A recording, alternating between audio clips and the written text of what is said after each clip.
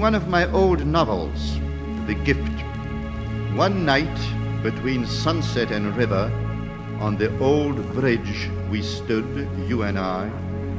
Will you ever forget, I queried, that particular swift that went by? And you answered so earnestly, never. And what sobs made us suddenly shiver, what a cry life emitted in black, till we die, till tomorrow, forever, you and I, on the old bridge one night. До гроба запомнишь вон ласточку ту, и ты отвечала, еще бы. И как мы заплакали оба, как вскрикнула жизнь на лету, до завтра, навеки, знаете, до гроба, странно будет звучать, на старом мосту. но первое мое счастливое время – это время казахстанской ссылки. В момент, когда я освобождался из лагеря, я этого не мог оценить, потому что у меня почти день в день началась раковая болезнь. И так я первые 1,5 года боролся с раком.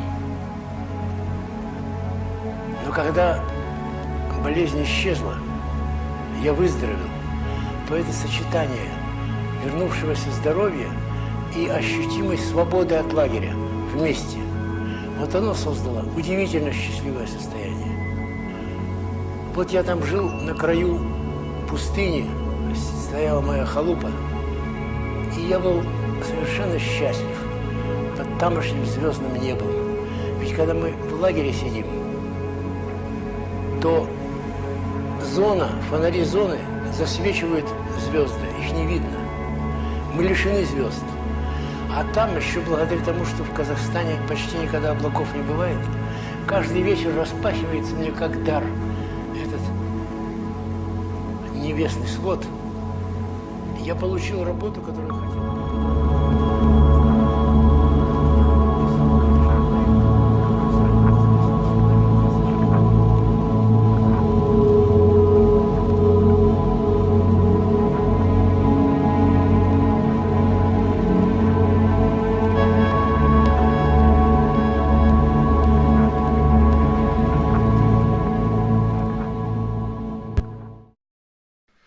So it's funny to introduce this. I think the best way to do so was a story I forwarded you, and I think we will link it to whatever discussion we have. That back in the early 70s, this is when right after Solzhenitsyn was exiled from the Soviet Union, there was supposed to be a meeting between the Solzhenitsyns and the Nabokovs at the Montreux Palace Hotel, in other words, the place in Switzerland where Nabokov lived the last, I'd say, like 20 some odd years of his life, maybe a little longer.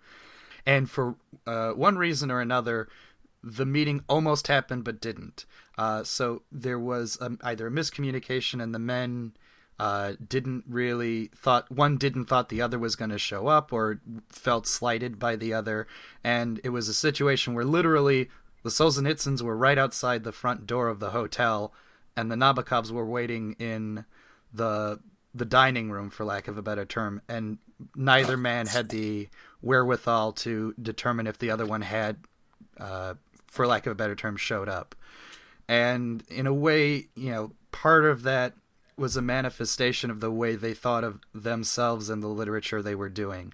So Nabokov obviously is an aesthete and someone who's concerned with the mechanics of language and the experimentation that literature could offer, and very much manifested an old Russian aristocratic view of itself, even though he never brought it up explicitly in some regards. Solzhenitsyn was not an aristocrat by any real stretch of the term, was, for lack of a better term, of an earthen Russian peasant person, and he always felt that Nabokov sort of betrayed his country in that regard. He didn't write about the concerns of his country. Nabokov thought that Solzhenitsyn in that regard was a little bit too far on the Philistine side of things. So in other way, that it feels like a metaphorical meeting of the minds that never happened. It's interesting because I mean Nabokov also says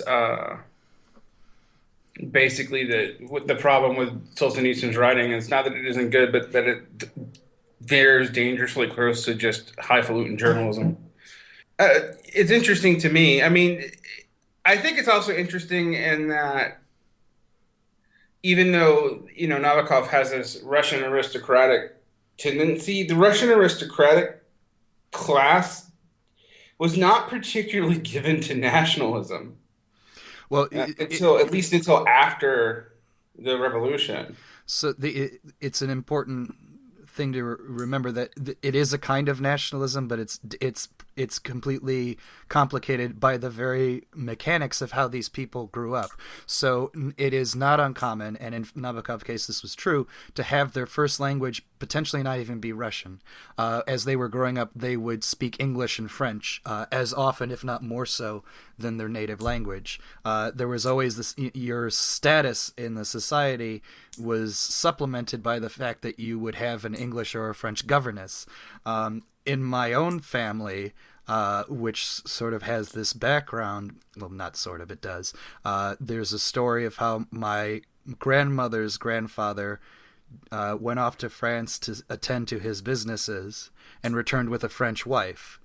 This wasn't entirely an uncommon practice, and it sort of shows you the degree to which, while still conceiving of themselves as Russian in some respect, the international flair and the mixing of languages and cultures is ever prevalent. And you see it in probably the ultimate book of that group of people, which is War and Peace. War and Peace exists as a multilingual book. If you ever see a proper translation done of it, some people will leave the French in there and the English in there as it appears, or at least notate when it appears, as opposed to simply just translating it all and letting everybody sort of not figure it out. Well, I think that's something to note. I mean that also in a way it's very Russian that itself goes back to the Peter de Grace reforms. Mm-hmm. You know, making the lingua franca of the elite French, banning beards, that sort of thing. This is actually this conflict of influence between the two men is also important, I think, because in a way, and it's going to oversimplify things, but I think it gets to a point. Nabokov's influences are clearly, and if you see which authors he picks in his lectures on Russian literature as the high examples, Tolstoy is always the highest, in particular the earlier Tolstoy before he becomes a very religious and politically minded figure. Gogol to a lesser extent, and he thinks of Dostoevsky as a problem. He sees talent in Dostoevsky, but ultimately finds something reprehensible about him. You go to Solzhenitsyn, and while Solzhenitsyn I think would never really besmirch a lot of those older Russian authors, Dostoevsky is clearly his main influence, even in physicality. If you look at Solzhenitsyn later in his life, it's hard to distinguish him physically in some respects from Dostoevsky. But that, they grow the same beard. Yeah, and that is a political statement as well. So Dostoevsky was a Slavophile, and Tolstoy, well, at the end of his life, it's hard to tell, but basically, during his earlier writing, was not distinctly that. And so this is, again, political as well as cultural. So, and you're right, it goes all the way back to Peter the Great, who, back in the beginning of the 18th century, in the first effort to bring Russia into a quote-unquote modern time, again, a time of the scientific revolution, a time of the Enlightenment, wanted Russia to be westernized. He ordered the aristocrats to shave off their beards, dress in Western clothing. The capital was moved from Moscow to St. Petersburg, which was built as a sort of Venice of the North. And as the 19th century progressed, and conservatism and nationalism manifested itself, you had a movement, Slavophilism, which was the reverse of that. That Slavic culture, as epitomized by Russia, was anti-Western, and it was spiritually purer and stronger. And one of the manifestations of that was the basically growing the beards back. And Dostoevsky was a part of that. And another critical part of that, which again Nabokov would never ever be a part of, is the importance of the religion. And that doesn't start in Solzhenitsyn's life. Solzhenitsyn is a committed communist in his youngest days. but as that wears away, he really strongly does return to the mantle of the Russian Orthodox Church. Very. I mean, and which is interesting because you can't imagine Nabokov doing that. No, if there's a god in Nabokov, it is him as the author in his world of the imagination. That's the limit of it. I mean, it's in some ways Solzhenitsyn and Nabokov are interesting in the sense that they represent the Russian immigrant, experience pretty profoundly. But in another way, they're completely like they're literally almost the bookend stereotypes of the opposite ends of that experience. Mm-hmm. It's really hard to another good distinction between them is that when I think they're obviously they're both Russian writers, but I hope you don't think me being too odd when I say this. Nabokov is a Russian writer, but Solzhenitsyn is clearly a Soviet writer. I hope I think you may know where I'm getting at that. In that, right? He was in the Soviet Union. He was a part of it, and his subject was the Soviet Union in many ways. Russian history, yes, comes later, but for a lot of the key works we think of, and not just the Gulag Archipelago, but also Cancer, the Red Wheel, the Red Wheel, and the Cancer Ward, and the Day in the Life of Ivan Denisovich. It's all basically the what has been going on in the Soviet Union, what it means for his people, and even later on in his life when he does the Red Knot, which unfortunately was never really completed, and less of it has been translated into English. It is Russian history, but a Russian history leading to the creation of the Soviet Union. That is, you can clearly see that is the end point we're going off of, not the least of which because the book starts just before World War One, if not right on top of World War One. There are only two major works of his that don't seem to deal with the Soviet Union that much, and one isn't fiction. It's also not fully translated because no one really wants to deal with it, and that's 200 Years Together. Right, his book on Russian-Jewish relations. Yeah, which is in a very similar. I know it's super controversial, but his tone actually, to me, is very similar to Ernst Junger. Yes, where I think if there's a historical problem in that book, it's not anti-Semitism as much as philo-Semitism. Right, but philo-Semitism of like shtetl of Jewry. I mean, Yeah, it idolizes the it's the fiddler on the roof dynamic. It's like right. This glorious time, and while acknowledging complications in the relationship, nonetheless feels like that relationship was better served by Tsarism than by the Soviet Union, which you can take or leave as you will. But it's definitely not.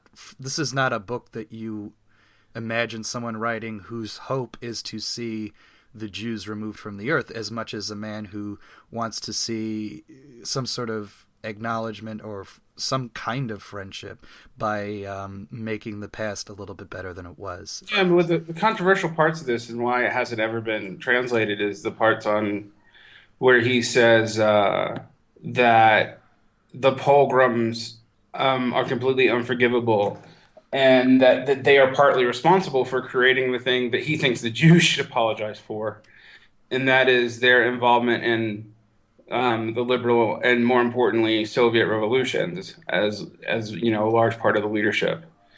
Now, to be fair, I mean, historically speaking, he is wrong about how the extent of which Jews were actually involved in that. Mm-hmm. Although, to be fair, when you list the three most famous members of the Bolsheviks, or the four, all but one of them has Jewish ancestry. Yes, So at least in part. I said at least in part, and you're right. Only Stalin really doesn't have it. Stalin, the ultimate Russian who wasn't a Russian, but yeah, the Georgian. Exactly. And this is an interesting dynamic between the two of them, because they're both, I would say they're both obviously Russian, and it's there in their writing, but at least on the surface of their writing, Nabokov doesn't deal with Russia as it is. I think in many interviews you hear him say, the Russia that I know is gone. It exists in the imagination of my past. I have no desire to revisit basically the prefabricated housing that has now existed in this territory in which I used to call home. You ever try to go back to Russia just to have a look at it? There's nothing to look at. New tenement houses and old churches do not interest me. The hotels there are terrible. I detest the Soviet theater. Any palace in Italy is superior to the repainted abodes of the Tsars. As to the haunts of my childhood, well, I would not wish to spoil their images in my mind. So it became imaginary for him, whereas I think for Solzhenitsyn, and this is where Nabokov probably sees him as having journalistic talent above everything else, is that his concern was always with, what is happening now. Obviously, the past is playing an incredible role in that, but it was always his concern. So, it's obviously, and that's a manifestation of their aesthetics, right? Nabokov is the imaginative writer who, conceives of, frankly, worlds that are and are not related to what we know, whereas Solzhenitsyn, while still very capable fictional writer, is always imbuing that fiction with some sort of grounding in the history that is feeding it. Right. I also think a major difference may be both of these men are essentially what modern people would say conservative. It's not really a good moniker for them because neither one of them would fit into anything on the American political model, really. So this is actually an interesting question as it relates to Nabokov. Obviously, when Nabokov comes to the United States, he is labeled a conservative, and he doesn't necessarily fight it per se. He's very friendly with William F. Buckley and a variety of other people. But he does maintain that, look, from my perspective, I always imagined myself a liberal. And it's true. If you really look at his family, of which he was very dedicated to his father was a cadet. And those of you who know Russian history, particularly those fond of the revolution, know that is a liberal wing of the revolution. Those are the members of the first Russian Revolution, members who were, shall we say, dealt with by the subsequent revolution. There were a lot of the people former people, the book that we named ourselves after is about, actually, are a lot of those cadet former aristocrats and upper bureaucracy members. And yeah, but the thing is, like, when we talk about liberal here, we mean something very different than the modern American conception of it. Right. We don't mean, the classical liberalism of the United States, which always paints itself as being libertarian in the U.S. sense. But we do mean something, that would. Think of it as, what was that world like in the aftermath of the French Revolution, but before a sense of class struggle. But that is a world in which conceived of itself out of the Enlightenment. Frankly, it conceived of itself as concerned with a sort of rational scientific view of the world, but also a view of the world which saw an important role in the arts and basically conceived of society almost as an effort of bettering itself. Politically, it was, limiting the idea of a monarchy into something more like a constitutional monarchy, or maybe a little bit more, depending on who you were. But it fundamentally saw itself as sort of, predicated with the idea of human development and human freedom in some respects.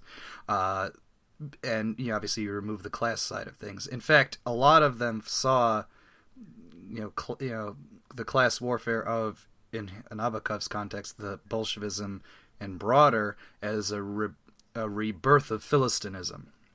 In other words, destruction of the society they thought that they were building, which the Bolsheviks wouldn't disagree with. They would probably just simply thought they were building something better.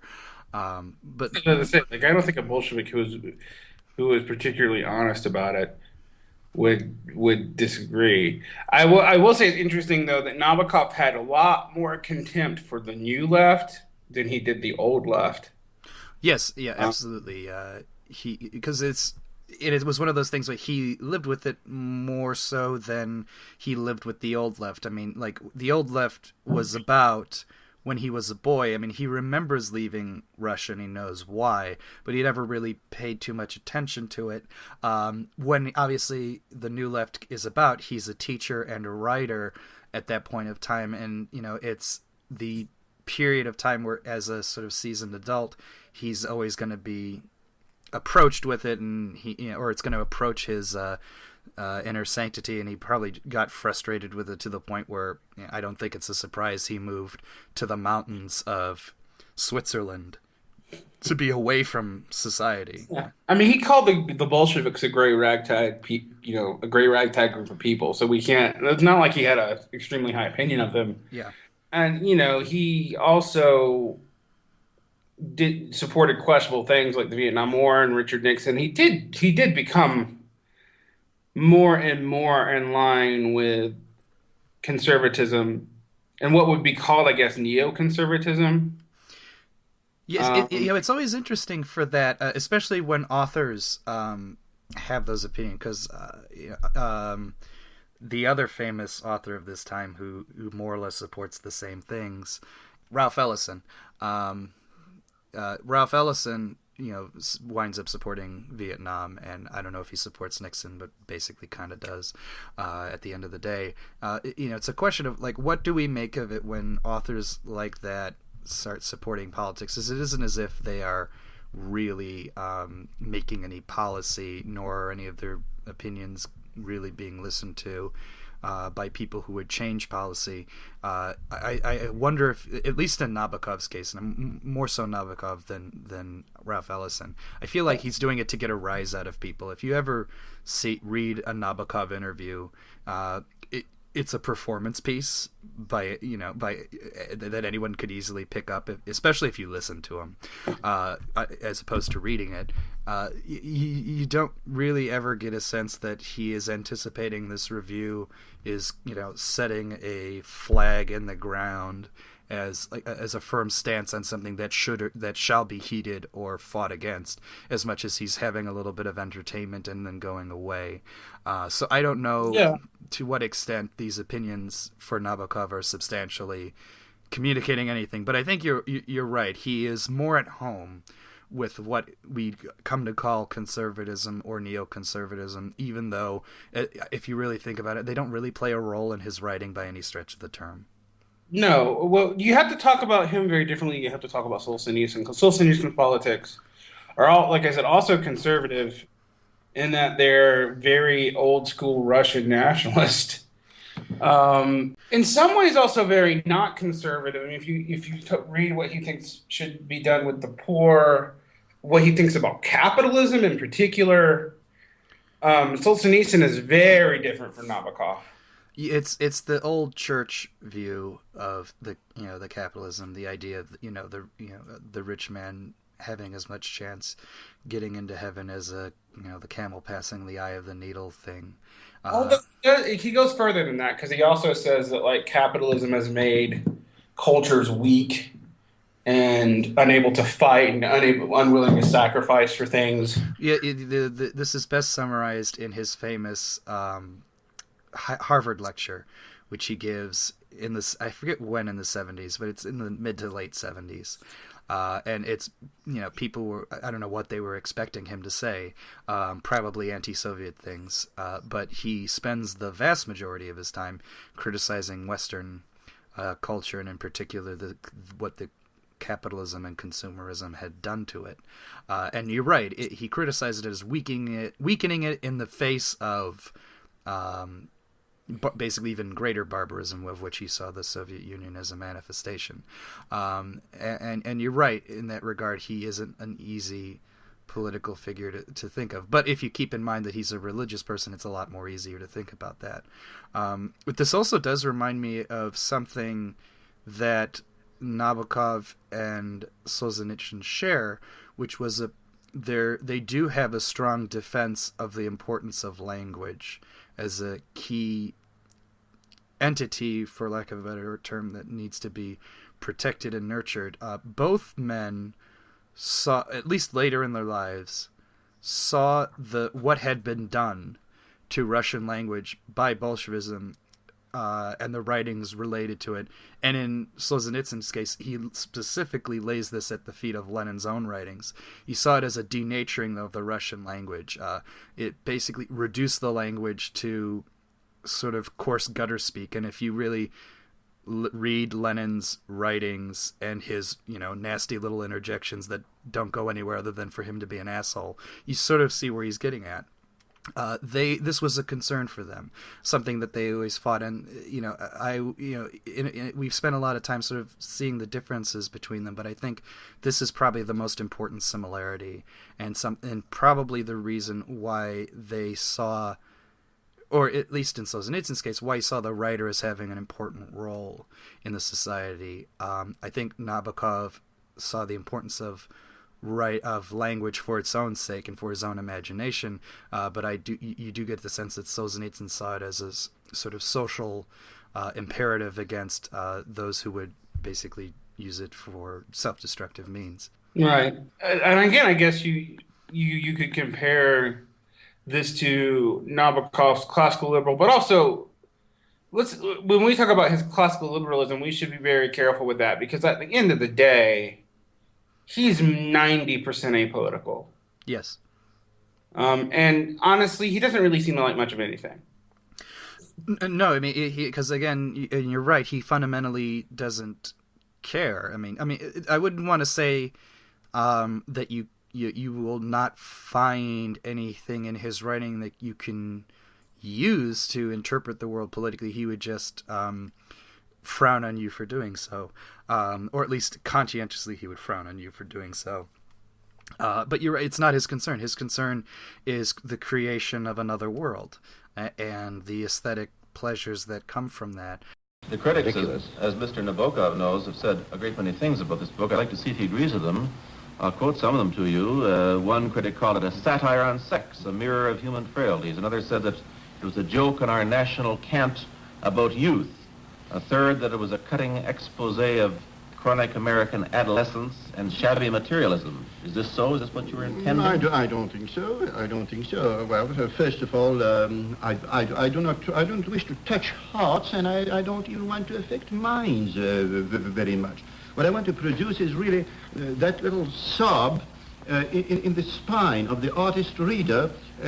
Well, I leave the field of ideas to Dr. Schweitzer and to Dr. Zhivago.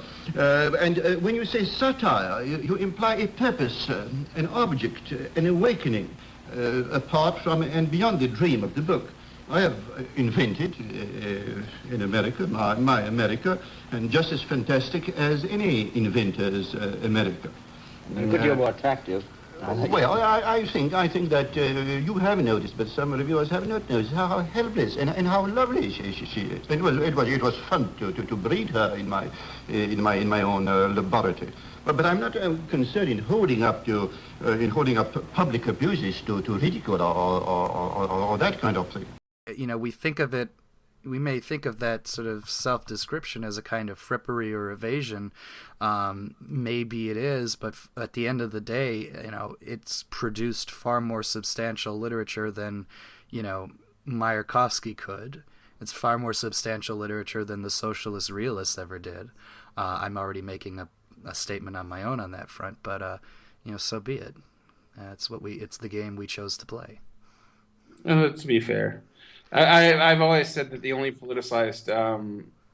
explicitly politicized arts movement in America that had a consistent politics, that also had consistent aesthetics, was the naturalists, and they did produce substantial literature, but they also had a super bleak view of the world. Mm-hmm. What is funny, though, with Nabokov is that you're right. He's 90% apolitical, maybe even higher. But whenever he wrote a book, especially his main book, Lolita, it always becomes and always remains a political hot potato of a different kind. I mean, it's not like a political hot potato as like, oh, this reveals the dark underbelly of capitalism kind of thing, but it's more like, oh, what are our values in terms of, do we censor this book, do we not, do we let people read it, do we not? Every single time the book has been has made some public headlines, or if they adapt it into another film version, this is always an issue. So it's a kind of politics when we discuss it, even though I don't think the book is itself political. But so I wonder if that's just an aberration of this weird particular culture that America has at this point in time, or if it's more substantial. I don't remember Europe having as much of a problem with it, even though it came out from the Olympia Press in France, which is basically a purveyor of pornography and literature at the time. So maybe you know more about that than I do. I'm surprised I don't. It was actually pretty severely censored, believe it or not, but I don't think it was as controversial. I mean, you know how Europe is with censorship. It censors way more than the U.S. does, but it's always quieter about it. Well, yeah, it's because the censorship in the United States, ironically enough, even though I think we get the impression that it happens more, at the very least it becomes louder because we have a mechanism which suggests that it shouldn't. Obviously the Supreme Court cases tied with a number of these books come to mind, Ulysses probably being the most famous one of the 20th century.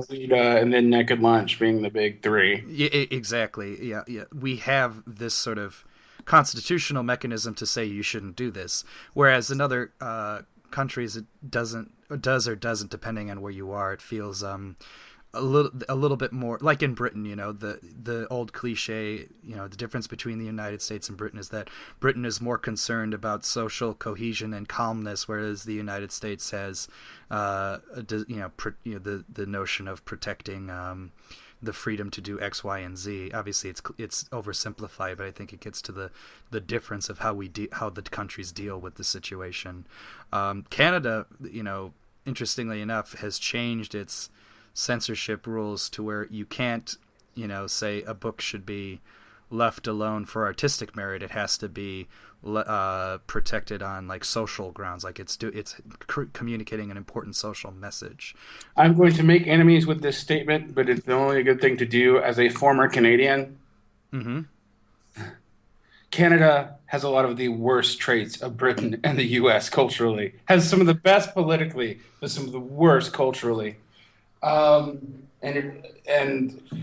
I've just alienated half of our American liberal friends and most Canadians, but I do not care, because there is a tendency, particularly in regards to arts and things there, to be in some ways like the cliched view of liberalism, left liberalism, where we have to regulate everything so we all fit together. And at the same time, things don't really fit together that well there. There's lots of ethnic tensions there between First Peoples and colonists. And the First Peoples there die really young, for health reasons and stuff, because of where they're at and stuff like that. So whenever I hear stuff, I might take this out of this podcast, but whenever I hear stuff about Canadians, I always get weirdly defensive of the United States. And to say something about my background, I spent a good portion of my childhood in Canada. A very good, like a little under half of it. So there you go. And that way, I guess I feel a little bit like Solzhenitsyn. Well, it's an interesting, again, these two men, when seen together, demonstrate very interesting things to us. So Nabokov, we talked a little bit about Nabokov's take on censorship, which is Western censorship, which tends to be preserving cultural norms, or done in the face of making sure that children don't see things that they would wind up seeing as adults. In other words, protecting them from reality and all that kind of stuff. You can see the derisiveness in my voice. Whereas the censorship in the Eastern Bloc, when it existed, and maybe there are a few places like it today that still do it, the censorship is always overtly political. Namely, if I'm going to censor your book because it's saying something poor about the government the, and we don't want that heard. And in other words, there's very little concern overall in the censorship with quote unquote decency or things like that. Though I'm pretty sure I'd love to read more on what the Soviet Union's attitudes towards censorship. In the Stalin period, it was pretty decency concerned. In the Lenin period, it was not, and in the Khrushchev plus later period, it kind of wasn't. Mm-hmm. Yeah, I wouldn't be surprised that was the case, but it's nonetheless that even when those things were in existence, they was always secondary to the real censorship conundrum, which was always the political one. It's funny because like you could theoretically imagine a world where, let's place Solzhenitsyn in the West and Nabokov in the East. You could imagine neither of them would have been censored that way. Because Nabokov, is not overtly concerned about politics. He may have gotten through, though I could also imagine him being censored on political grounds. And Solzhenitsyn, is, anti-Soviet. You can imagine him not being censored, if not promoted. Yet, of course, in the reality, when a lot of them were writing their key works, they were in the areas in which they would be subject to some form of censorious control. Well, let's talk about censorship in Solzhenitsyn, though, because I think that's actually in the West. Because I think that's actually a little bit untrue, but it's not censorship in the real sense, like censorship in the government oppressing this for social stability or whatever. Economic what censorship. What has happened? I don't even think it's economic censorship. I think what's happened to Solzhenitsyn is that a lot of what he says about the Soviet Union and a lot of what he says about history has been deliberately left untranslated into English, or only partially translated. Right. Yeah. So, exactly. I know some of the books you're going into. So obviously, we had mentioned the last two of the Red Wheel. I don't believe that 200 Years Together has ever been completely translated into English. The only portion of it that exists is in the Solzhenitsyn Reader, which I never read because I don't like excerpts. But you're right. It's of course the funny thing with the West, which is I'm assuming, and I could be wrong, but I'm assuming the main reason 200 Years Together was never fully translated was for this, obviously the anti-Semitism tensions and accusations it could raise. But the funny thing is that enough of it is translated to get people irate about it, but not enough to really read the whole thing and determine what the opinion was. Well, I think the only thing that's being translated in it are actually the controversial parts. Yeah, exactly. Isn't that the fun? That is representative in my mind. It's like you will censor it as long as everybody knows exactly what's in it. Which is again why I think I'm probably going off on bad turf, but like whenever somebody censors Huck Finn or we do like this whole trigger warnings bullshit, it's like it exists only and can work only insofar that you know in advance what's going to set you off when you read it. In other words, you haven't censored really anything. You just are demonstrating a sort of passive aggressive power over the thing. That's we're going off on a psychological tangent. We already talked about trigger warnings. Yeah. I think we did on our trauma episode for an hour. Yeah. But no, I completely agree with you. That is the weird irony of the way people have censored. I think Solzhenitsyn and I keep on mentioning, but Ernst Jünger, a German anti-fascist but still pretty damn reactionary writer, have suffered because their viewpoints may be anti-Soviet, that's true for Younger too, but also he was also anti-Nazi, but they're still fundamentally hostile to, say, Western liberalism. Although what is interesting about Solzhenitsyn, and it's interesting to compare him to to the political faction he inspired in modern Russia, is that he actually did not think that the West, quote unquote, and a sort of Christian socialist Russia had to be enemies. He didn't think that at all, and that is very different from Russian nationalists who are in the Orthodox Church now. It's funny.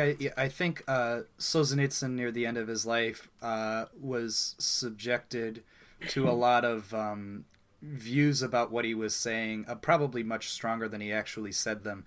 Even though you're right, he wasn't exactly soft on a number of things. So very famously, at the end of his life, he had like a TV show or a talk show in Russia, which he often went very deep into a lot of his sort of conservative, orthodox religious attitudes on society. And a lot of the views weren't particularly, things I would support or would be happy to see. But I think he was also probably painted with a very arch brush to the point where, no one is actually going to be around to know exactly what he says, but knows enough to know that they don't like it, kind of thing. And I think you're right. That does haunt him. I know that the reason I heard that the rest of the Red Knot wasn't translated, so 2 of the books have been translated. I think 2 to 3 more were not. The main reason was basically they didn't think it was going to sell enough. Now, obviously, that's economic, but there's a foundation to that. It may not sell enough for precisely the reasons you had mentioned. Like, people have this attitude that, Solzhenitsyn, what he had to say about the gulags was important, but, he's not conducive to, our attitudes towards society now, so we're probably not going to kind of read him. Thing is probably what dog's readership of him now. And you're right, it's an odd thing that, while not overtly censorious, fundamentally creates a situation where he won't be read. There is yet another surprise for someone coming from the East, where the press is rigorously unified. One gradually discovers a common trend of preferences within the Western press as a whole. It is a fashion. There are generally accepted patterns of judgment. There may be common corporate interests. The sum effect being not competition, but unification. Enormous freedom exists for the press, but not for the readership. Because newspapers mostly give enough stress and emphasis to those opinions which do not too openly contradict their own and the general trend.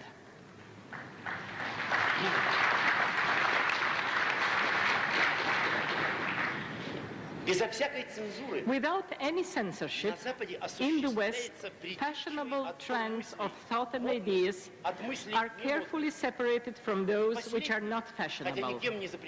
Nothing is forbidden, but what is not fashionable will hardly ever find its way into periodicals or books or be heard in colleges. Legally, your researches are free, but they are conditioned by the fashion of the day. There is no open violence, such as in the East. However, a selection dictated by fashion and the need to match mass standards frequently prevent independent-minded people from giving their contribution to public life. There is a dangerous tendency to flock together and shut off successful development. I have received letters in America from highly intelligent persons, maybe a teacher in a far-away small college, who could do much for the renewal and salvation of his country. But his country cannot hear him because the media are not interested in him. This gives birth to strong mass prejudices, to blindness, which is most dangerous in our dynamic era. There is, for instance, a self-deluding interpretation of the contemporary world situation. It works as a sort of a petrified armor around people's minds. Human voices from 17 countries of Eastern Europe and Eastern Asia cannot pierce it. It will only be broken by the pitiless crowbar of events. In a weird way, it would be great to have him more widely read as a sort of contrasting entity towards a lot of what's going on now. I mean, it seems wish something he had written in English would have survived about today. Like I imagine, I would like to see what he had to say about social media, for example. He died before it really became a thing. And wasn't really writing at that time anyway when it was starting. So that's of interest to me. But you're right. We really don't tolerate in our society too much subversion. We like to say we do, and I think it's built into the idea like, we are a society which supports multiple different viewpoints, but what we're really saying is we'll support whatever viewpoint doesn't contradict us. And oddly, that smells more like the Soviet censorship than it did the old Western, human, like moral value censorship, even though it's an odd mixture of the two. Because it's weird. I feel like today you represent the old right and I represent the old left on these things, but which is kind of a caricature of both our points, and in some ways resembles the writers we were talking about. Right. But I do agree with you in that the concern for social stability has always had political content, but the fact that it preserves a certain ideology is kind of new. Because, for example, I would consider myself a pro-feminist kind of person in so much that it matters that a poet and cultural commentator is pro-feminist. I am definitely a descriptive Marxist in the sense that I tend to think in historical economic terms. But it is hard for me not to notice how a lot of these things that protect sensitivities of people increasingly make any criticism of the status quo impossible. What's funny, and again, it's an interesting that this comes to my mind as we were talking about the history of the sort of liberalism that Nabokov conceived of, and the old idea, even if it's slightly fictional, that the rationalism and sort of scientific attitudes towards things was a governing principle, where it feels like now, if liberalism, and I hate using it so broadly, but so be it, if our society is governed by anything now, it's the enshrinement of the gut emotional response to life conception. In other words, like you said, we're concerned about sensitivities, we're concerned about, how you feel about yourself, so on and so forth. But, this really is a protection of something so amorphous that it's the weirdest kind of censorship in that you don't even know what the rules are. Oh, yeah, but I think we should be very clear that in my mind this has a purpose, and this purpose actually does weirdly protect a very rationalistic, technocratic view of the world. I mean, this is almost like a conspiracy theory, and I also could see this to be something that Solzhenitsyn would say, which makes me feel a little bit uncomfortable, but that having everyone so concerned about their identities and emotions actually leaves the primary functions of society alone. Because they're all so concerned with that, they can't make sacrifices or discipline themselves to actually change society. What someone like John Saul Ralston, the Canadian philosopher called Voltaire's Bastards, John Ralston Saul, who wrote Voltaire's Bastards, which is about the dictatorship of reason, which kind of comes out of Adorno. Mm-hmm. The one thing that I take from that, from Adorno and Horkheimer, as well as John Ralston Saul, is that this concern with rationalism in politics has led also to the idea that the personal is political in a very superficial sense. Oh, I completely agree with that. I think that it was a self-destructive kind of tendency out of it. Absolutely.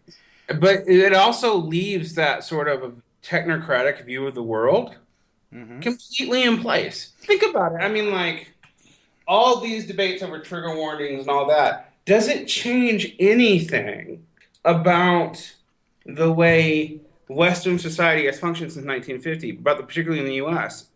And the answer is absolutely not much. Well, this is an interesting thing in that, ironically enough, the overtly emotive leads to oddly a world where true emotion or the ability to have those flights of fancy are sort of gone. I mean, it seems to me, and I think we've maybe discussed this before, but the idea of the scientifically controlled body, and Taylorism is even more pronounced today. The monitoring. Let's say if you have a lowly job as a cashier, every movement of your body is monitored.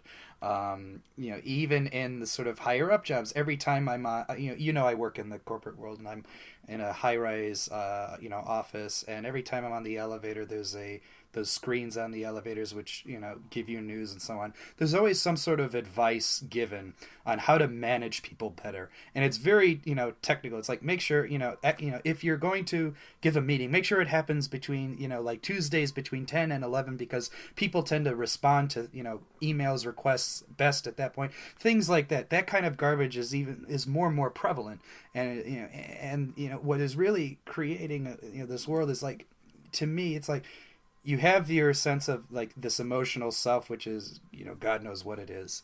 But if you conceive of a world where, you're going to do something, a function in your life for no other reason other than you enjoy it, that weirdly feels more and more anathema these days. In other words, I think the kind of life that both Nabokov and Solzhenitsyn arguably would defend in different ways becomes less and less tenable these days. Yeah, one would defend it as the aesthetic life, one would defend it as the religious life. Exactly. But it does become more and more untenable.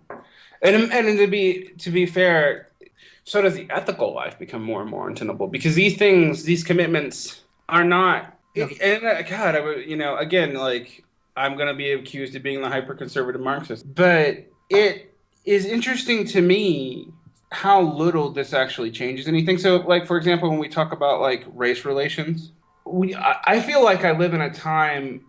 I'm from the deep South, and also, like I said, I lived in Canada for a long time, so I saw kind of both ends of this. I feel like now race relations have gotten very complicated, and yet, if you actually look at media ownership for African Americans, or their actual, relative wealth gap, that's all gotten worse in this time period. So what I don't understand is, while everyone's policing everyone else's speech, they're not actually doing much about the way people actually function in the world. And I think Solzhenitsyn, even though I do not agree with what he would propose as an answer to this, because it's basically like, let's go to the Holy Russian Church and all this, and super reactionary stuff. But I actually do think he's right in that one of the weird things about this realm of emotion is that you're right. What it has done is instrumental reason has actually dominated everything. And the more we think that we're expressing our true identity, the more a sense of identity becomes impaired. The harder it is to have an individual, or even really a social, because an individual identity is also a social identity, that is meaningful. Again, I go back to the literature and how the image, comes to my head.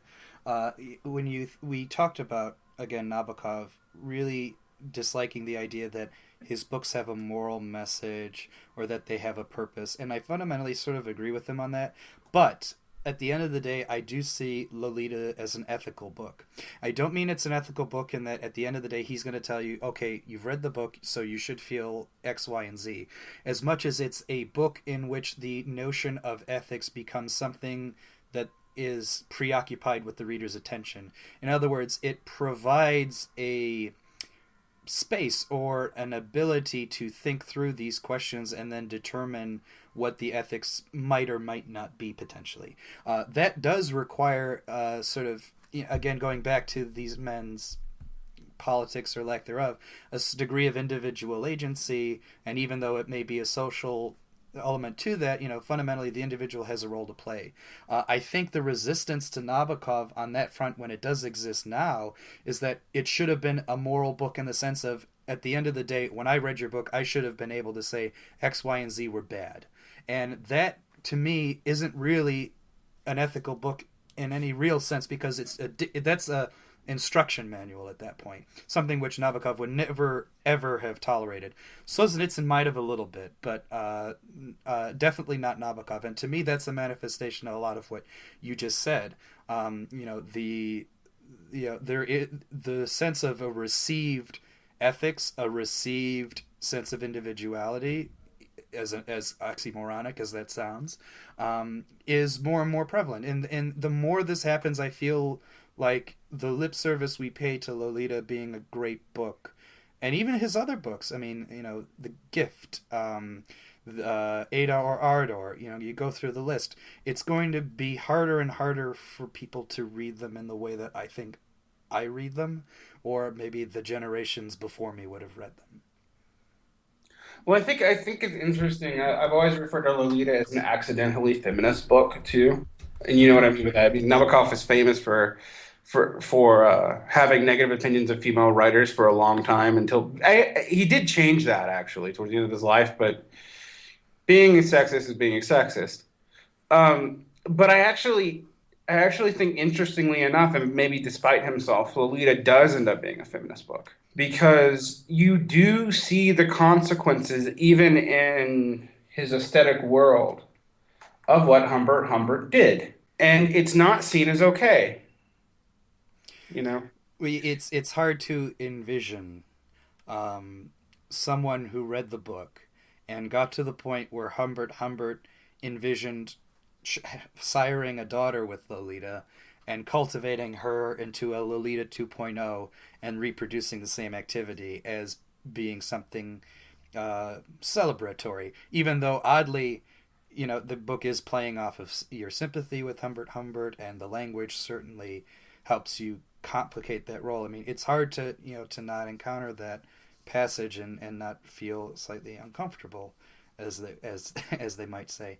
But you're right. I think the importance is to stress accidental, not because I don't want to claim that I know what Nabokov was thinking on the subject one way or the other, but again, that's a manifest. The stress that it was accidental is really saying the book was created in such a way that you were able to bring that part of yourself into the book, and were able to use the book as a mechanism to help think through and articulate that position.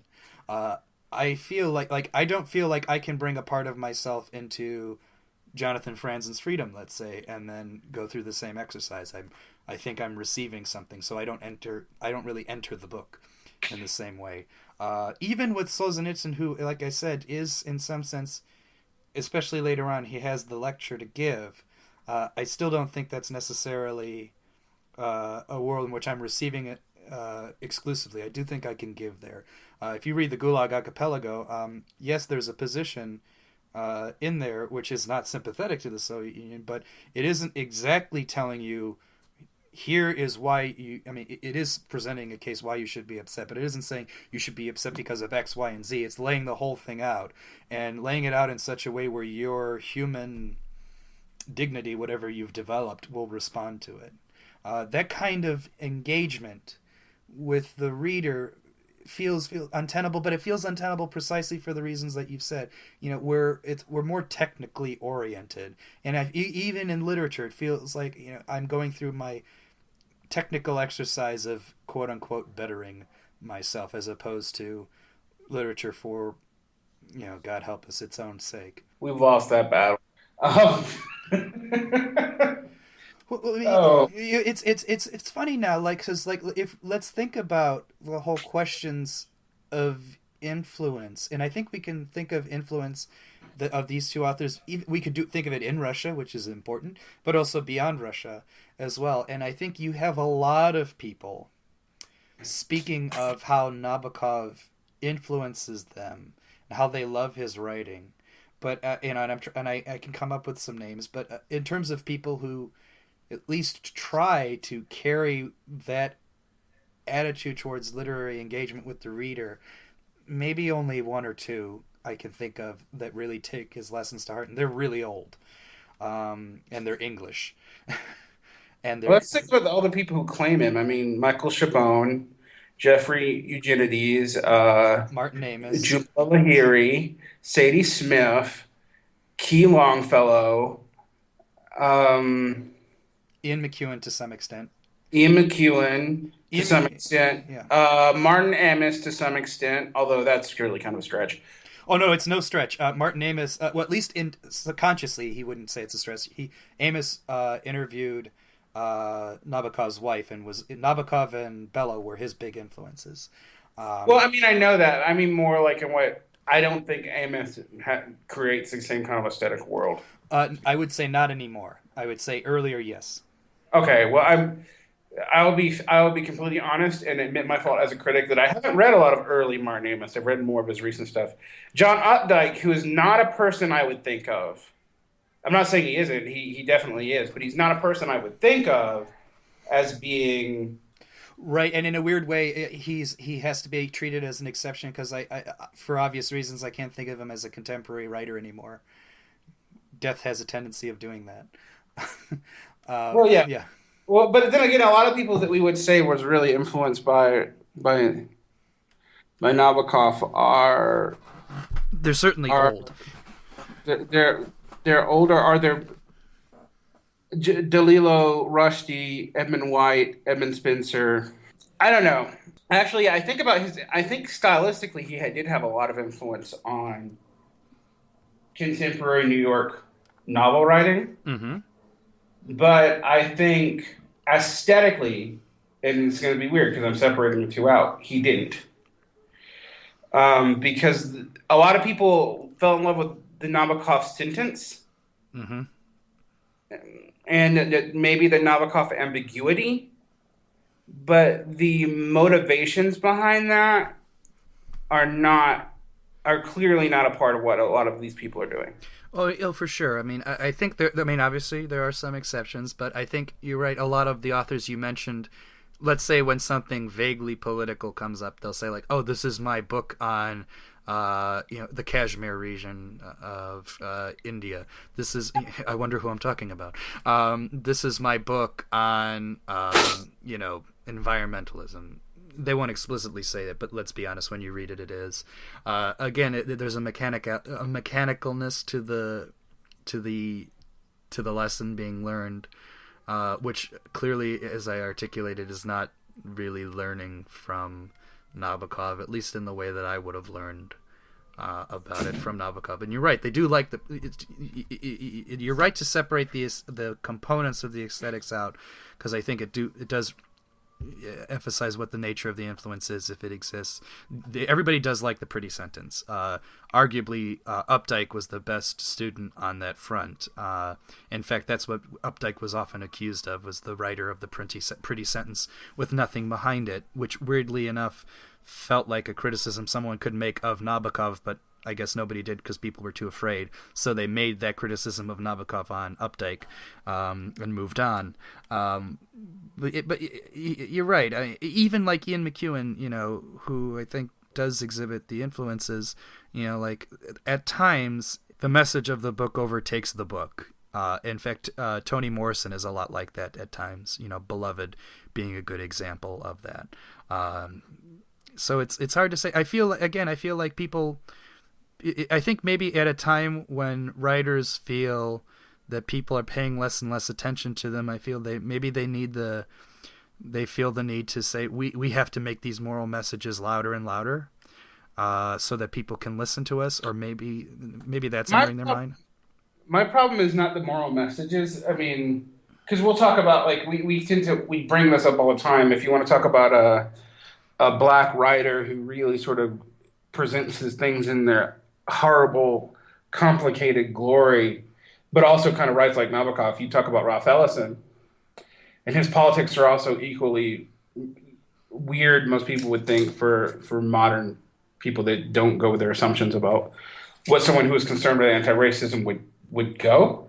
But I think that Ellison, in a way, is still trying to be moral, but he's trying to present things in their total complication.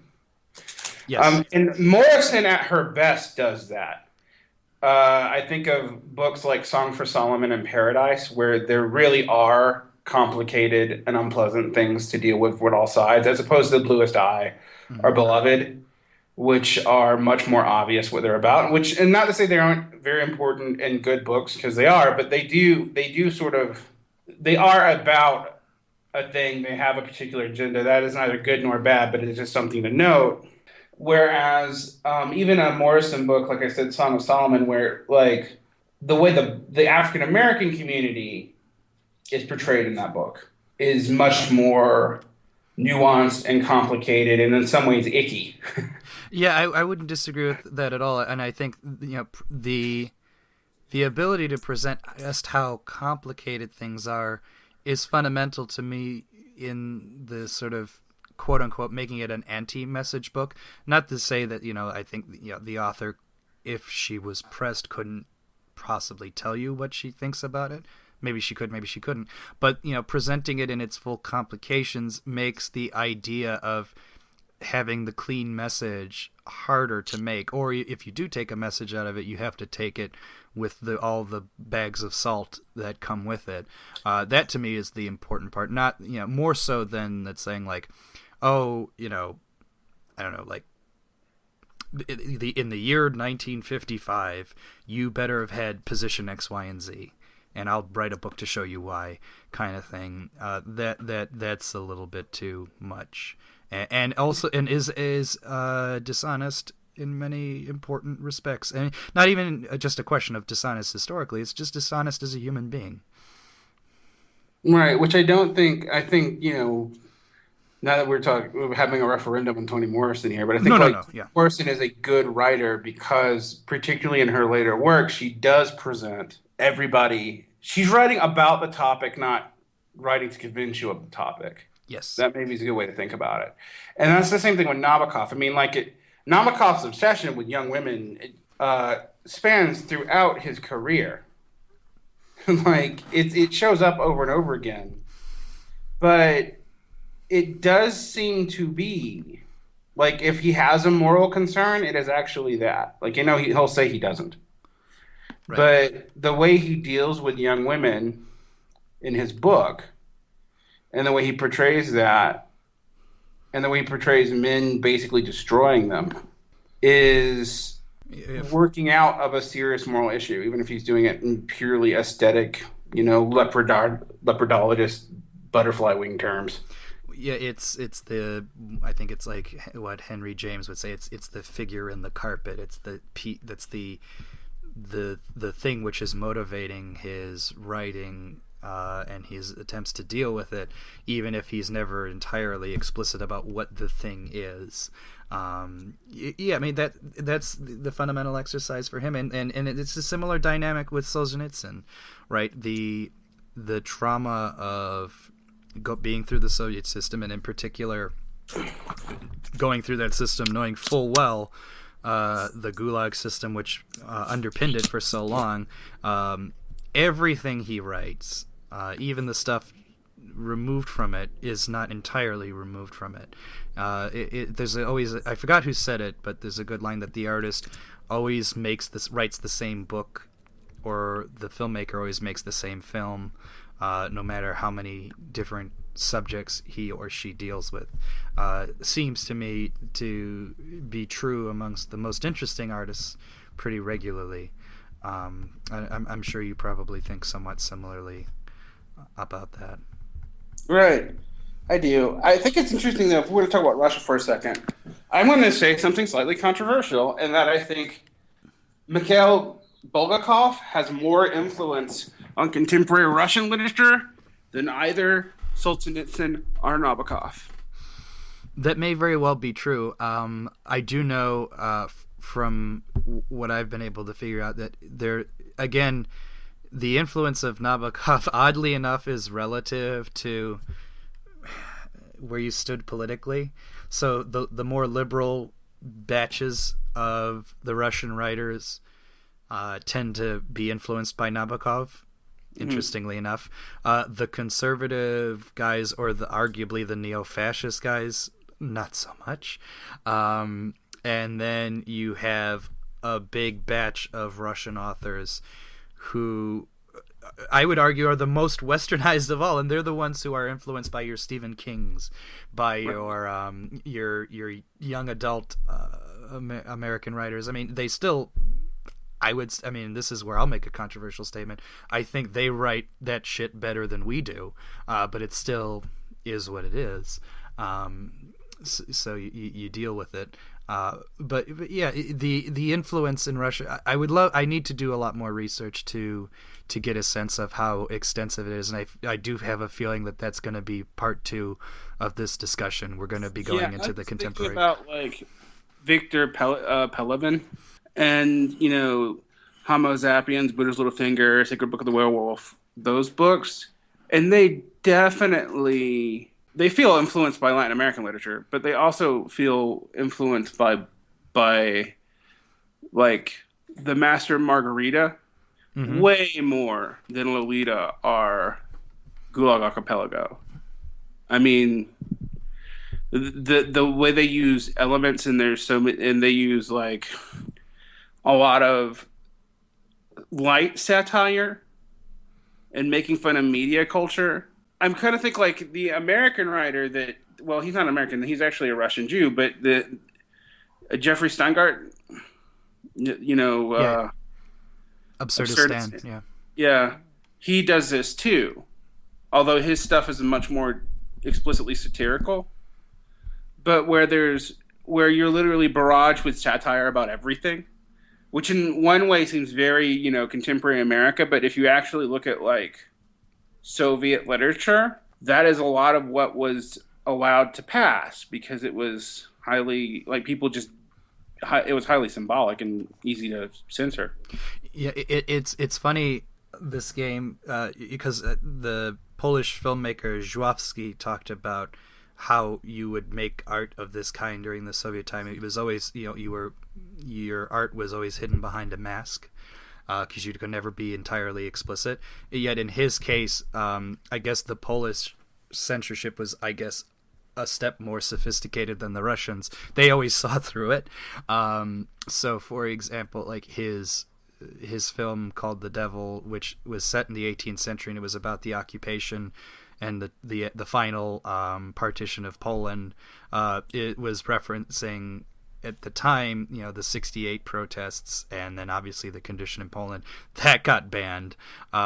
This on the Silver Globe, which is his great uncle, or not his, it is his great uncle's science fiction book, almost in the tone of Jules Verne, was also seen as critical of the Soviet system. That was not even allowed to be finished. But you're right. That was the nature of the way the game had to be played. You had to, if you were critical of everything, you did it in a sort of roundabout way, which required the reader to know a lot more than what was superficially in the story. It seems like, and he was even saying today, it's like people are not really wearing the masks anymore. So that fundamentally changes how you engage as an artist on that front, and that probably says something about the influences. Solzhenitsyn, I'm surprised, didn't is less influential on that front, because Solzhenitsyn never wore a mask. It was always obvious what he was talking about. But maybe to your point, he is punished for a variety of reasons, not the least of which was his new arrival at the church, and a variety of other fronts. I don't know what is going on that front, but I would like to know. Yeah, I'd be interested to...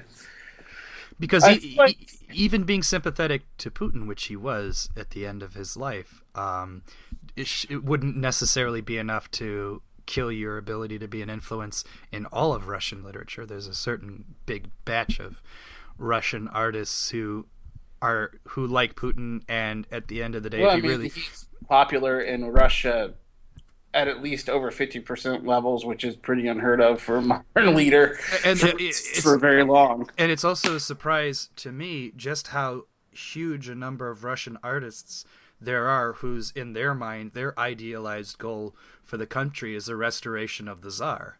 I mean, not even sort of superficially as a joke. I mean, I think they seriously want it. No, they do produce literature. It's not translated. Yeah. They don't translate that in English. Also, the filmmaker in Russia who shares my name feels the same way. So that's obviously another fun complication I get to live with. Is he related to you at all? It's the same name. I don't know exactly how the relations work out. So But it's the same family. All right. How do you say your name in Russian? Mihalkov. Mielkov. Okay.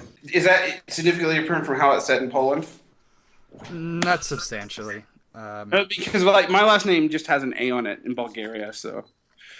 But I'm named after a city. There is a town with that name somewhere, but I don't think it's related to how I got the name.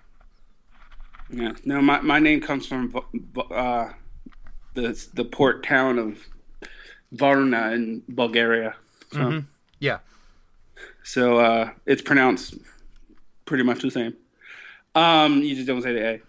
Yeah, I think we'll have to come back to the Russian writer's question. I am fascinated with modern Russia because it's frankly kind of weird. And I don't say that's not a moral judgment. It's actually a very, very complicated place right now. And I think it's very misunderstood. And also, I don't entirely understand it the more I know. Yeah, I mean, you're right. Without passing judgment, it's always been different. Right. Than it's even different from Eastern and Central Europe. Exactly. Which is why, the funny thing is, like, because usually when Poles think of themselves, it's always in relation to Russians. Well, not always, but often. They always say, "No, we're Western country," and in a way, you're right. They're right, especially the way that the Poles and the Russians see themselves relative to each other. Poland makes more sense if you put it more in a Western context than it does in a Russian context. I mean, sure, they were Russians at one time, but sort of. Russia is one of those countries that's even hard to get your historical grip on because it moves on the map.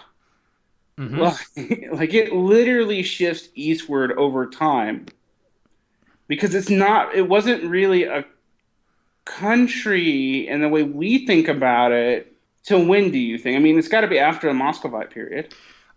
So the Russia as a country that we would think of, maybe after Ivan the Awesome or Ivan the Terrible, depending on how you translate. That's probably a good a time as any. I would say after Alexander Nevsky wins his victory is also a pretty decent enough starting point. Yeah, it's basically Novgorod is very different from. I mean, like. The unification of Russia into like a coherent country, though, they have to crush the Novgorodians for that to happen. So I mean, basically, so this is also related to contemporary politics. So the antecedents of Russia, and also always treated as part of the same history of Russia, is Kievan Rus, which is Russia with the capital in Kiev as opposed to Moscow. You're right, there were a whole number of principalities all over the place, and yes, there was a long also the Khanates that are kind of part of Russia now, and I mean, like it's all of this shifts to Moscow, and you're right, Ivan the Terrible is a decent enough starting point, and then after him, immediately you have an interregnum period of which Poland even rules Russia for a very long time, right? And yeah, with the rise. You could just as easily say with the rise of the Romanov family, that's where you're the modern Russia as Russia sort of happened. Well, that's when the Russian Empire really developed. Yeah. Right? I mean, like it's really a thing, and that's when all those old Khanates and stuff kind of get eaten up, but I bring this up because I think it's very important when talking about, particularly with Solzhenitsyn. Because, like, for example, Solzhenitsyn's opinions on the Ukraine are predicated from this history. Yeah, and they're also complicated, and I think they would piss everybody off. Right. Yeah. Because he does explicitly talk about this. He does not see the Ukraine as a distinct nation by any stretch of the term. He also, I think, the biggest complication that he's ever said about the Ukraine was that the forced starvation was not a genocide. And it's one of those things where you could say, technically, I see where you're coming from, but in the spirit of the thing, no. I see what you're really trying to do there, and as someone who's my family was there at the time, it was not. It was not. It wasn't. It may not have been trying to wipe out the Ukrainian people, but it was definitely like, "Fuck you, people who live here." Yeah, exactly. So technically, yes, that's not a genocide per se, especially if you don't see them as distinct races. But is it a political attempt to subdue a region? Yeah. It'll be like, I'm trying to think of an example. The Armenian genocide. The way the Turks will argue around that is similar sometimes, but also Solzhenitsyn doesn't see them as a separate people. But he also did say some stuff about how Russia shouldn't mess with them. Yeah. Oh yeah. I mean, because he's from that area of southern Russia, which is nearby the Ukraine, to where it arguably feels like home to him, although it's not. My grandmother was a similar way. She was just outside of the Ukraine but spent most of her time in the Ukraine. Again, this is why I'm sympathetic to the idea that there's no easy distinction between the Ukraine and Russia, even though at times we may think it is. Although I do think there is an easy distinction between Eastern Catholic churches and Orthodox churches, which maybe explains more what's going on right now. But yeah, because to really get to know the Ukrainian history, you don't just have to know Russian history. You also have to know Polish history, because the Ukraine was a significant portion of the Polish Commonwealth, and the Ukrainian revolts against Polish control, which was one of the three contributing factors to the final downfall of the Commonwealth. It is just something you need to know about. And you also have to know about Orthodox Catholic relations and political compromises in Eastern Europe, and I'm just pointing this out, that whenever you talk about it seems like the poor Slavic countries, wherever they are, and also the Turkic countries. Mm-hmm. It's when we say that, note that these countries overlap in space. And these peoples intermarry. I mean, like Bulgaria, for example, is named after a Turkic nation. Bulgar is a Turkic language. Bulgarian is a Slavic language, and now it's considered part of the Slavic world. Well, it's also like the country of Macedonia. It is a Slavic language now, although it was historically Macedon is a Greek country. These are those fun little details that make Eastern Europe worth reading about. Yeah, I mean, it's just like, you think English history is complicated, and that's the United States history is complicated. You haven't seen crap. I mean, that is, which in a way is a cliche, but as someone who comes as a product of that world myself, who's also very divorced from it, it's like the footnotes to my own history. The more I know about that, the more I'm like, man, no wonder people came to the United States. It just, not even for a better life, just for something that was more stable. Not less complicated, at least at the time. It might not be now, but I mean, like, you think about a country like, I mentioned Bulgaria because it's one I know. Super complicated history, and the Byzantine world is like that. You have Turkish and Slavic speakers mixing with Greek speakers. You have the fact that it was like ground zero for the intersection of three different religious empires, both of which formed before, two of which formed before they even split off from each other. It's just a hyper-complicated world. And it was actually kind of made superficially simple by the Cold War. Well, again, this complication that is fundamental to the area is also, I would argue, what makes the literature so interesting, because the literature, in many respects, always has this complication. Like I said, be it superficially from the time of Tolstoy, which is the mixing of languages, to things like even now, which feel banal but are fundamentally true, which is like mixing genres and sort of like styles of writing from all different sections of the world. It's the nature of the melting pot. Yeah. Everyone thinks about Russia as being the most backward place on earth, and I'm not going to lie, sometimes it seems that way. But it's also interesting to me how cosmopolitan parts of it actually were, because for example, if you look at Tolstoy, I was posting stuff about this yesterday. There are clear influences of like steppe people Buddhism and even contact with Taoism in Eastern Russia on Tolstoy and on Tolstoy's Christianity. Yes. I mean, so like at the end of the day, and maybe this is a good place to end because this is actually something Dostoevsky talks about. The difference between Asia and Europe is mainly ideological. I mean, even look at it as a landmass. It's very hard to actually say where the European continental shelf ends and the Asian one begins. Right. I mean, most people can't tell me where the Caucasus are. I'm like, find Azerbaijan and Armenia on a map. Okay. It's that close to Iran? Yeah, stupid. I mean, this is true so many places, right? Like, in my mind, European history always is inclusive of North Africa and the Middle East.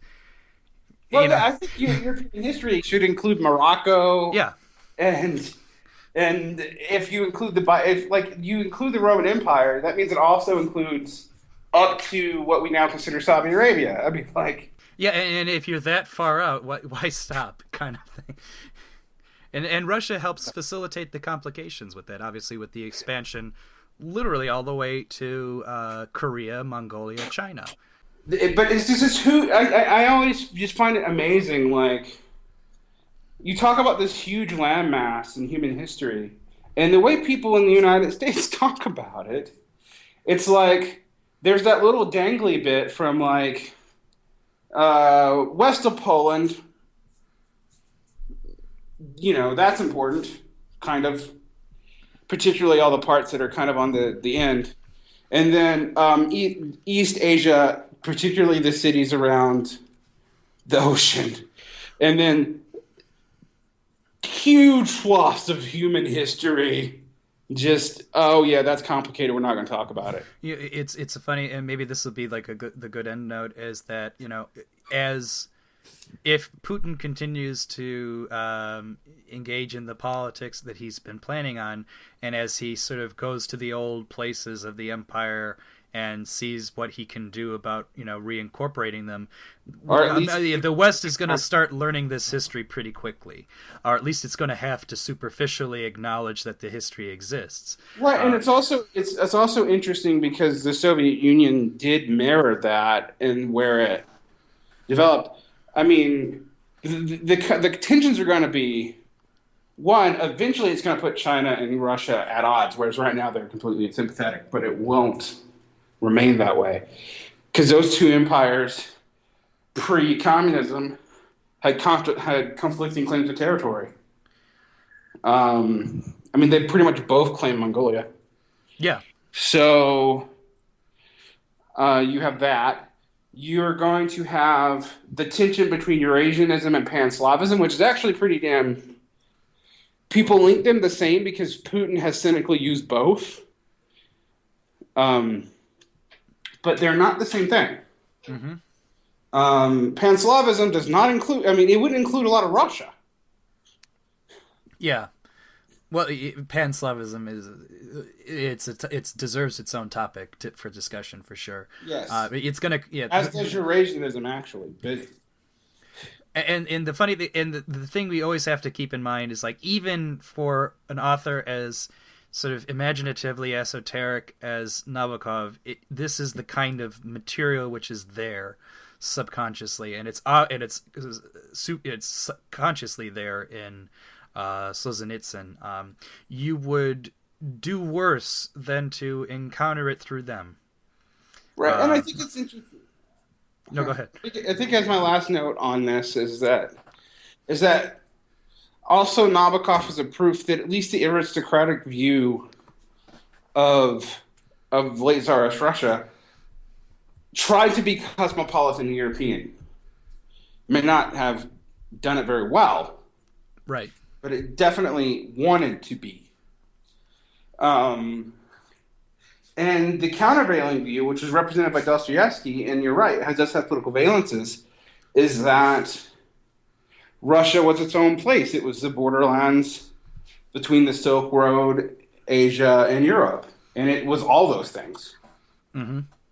And that represents another strain, both of which were hostile to the Soviet Union. Right. So, and I think when we read these people, I mean, because we talk about Solzhenitsyn and Nabokov because they're probably the two most read Russian authors in English, that context is largely missed, I feel. Yes, totally. And at least in the case of one of them, somewhat intentionally. But you're right. I the attention span, as you know, gets shorter and shorter each day. So the appreciation of said context becomes a bigger and bigger demand. But it's empires with thousands of years history of overlapping and fighting and this is why I really do lament this idea that we have to deal with these shortened attention spans, because these are, for me, knowing this and incorporating it into the reading as I choose is rich and refreshing and enjoyable, more so than it is a chore or an activity like a homework project I need to take care of.